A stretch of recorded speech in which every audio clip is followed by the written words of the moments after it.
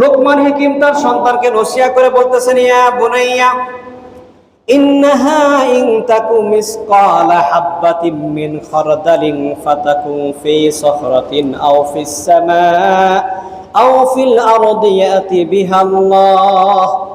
ও আমার সন্তান, শুনে রেখো, আমল ভালো কিংবা মন্দ যাররা পরিমাণ, সেটা যদি সাততল জমিনের নিচে লুকিয়ে থাকে, অথবা সাত আসমানের কোথাও যদি লুকিয়ে থাকে, অথবা জমিনের কোথাও স্থল কিংবা পানিতে যদি লুকিয়ে থাকে, সমুদ্রে যদি লুকিয়ে থাকে, ইয়াতি বিহাল্লাহ, সেটাও আল্লাহ পাক রব্বুল আলামিন কাল কিয়ামতের ময়দানে মিজানের পাল্লায় উপস্থাপন করবেন।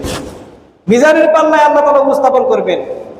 এই মিজানের কথা এখানে নাই, কিন্তু সূরা আম্বিয়া 47 নম্বর আয়াতের মধ্যে আল্লাহ তাআলা বলেছেন, ওয়ানাদাউ মাওয়াজিনাল কিসতি লিয়াউমিল কিয়ামাতি ফালা তুযলামু নাফসুম শাইআ। সেই দিন আমি আল্লাহ তাআলা ন্যায় বিচারের দাঁড়িপাল্লা উপস্থাপন করব। ফালা তুযলামু নাফসুম শাইআ, সেদিন কোনো মানুষের প্রতি সামান্যতম বিন্দু পরিমাণ জুলুম করা হবে না।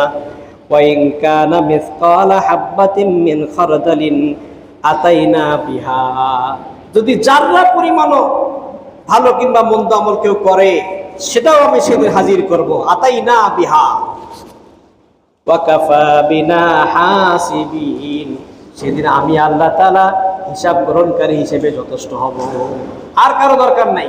সেদিন আমি একাই যথেষ্ট।